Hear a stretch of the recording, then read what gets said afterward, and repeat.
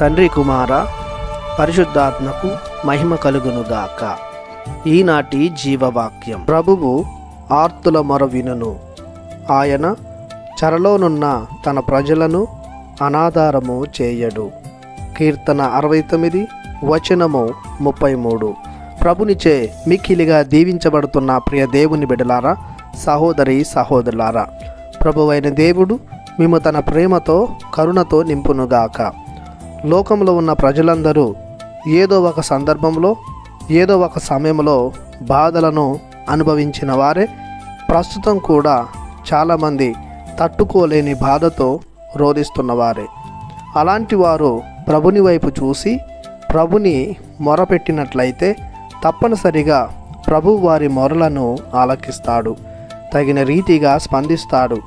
మానవ రోదనకు లేదా ఆర్తికి కారణాలు మానవుణ్ణి బంధించిన చెడు వ్యసనాలు, అలవాట్లు, చేసిన పాపం శాపమై తప్పించుకోలేని బాధలను, రోగాలను అనుభవిస్తుంటారు.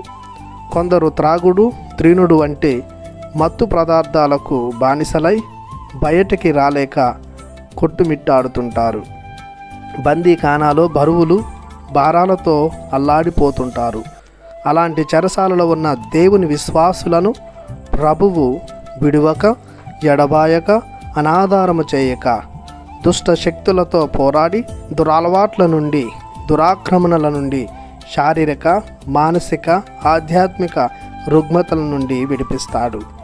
తన సేవకులుగా, బిడ్డలుగా స్వేచ్ఛా స్వాతంత్రాలతో దేవుని ఎడల భక్తి శ్రద్ధలతో జీవించేలా తీర్చిదిద్దుతాడు. ఇర్మియా గ్రంథము 29:11 వచనంలో వాగ్దానం చేసిన మేలైన ఆశీర్వాదకరమైన బంగారు భవిష్యత్తును వారికి ప్రభువు బహుమానంగా దయచేస్తాడు. కావున లోకానికి, లోక ప్రమాణాలకు తలయొగ్గి చీకటి శక్తుల చెరలో జీవించక స్వేచ్ఛా స్వాతంత్ర్యాలను, జీవితానికి భద్రతను, భరోసానిచ్చు దేవుణ్ణి ఆశ్రయించి ఆరాధించుదాం. ప్రార్థించుదాము.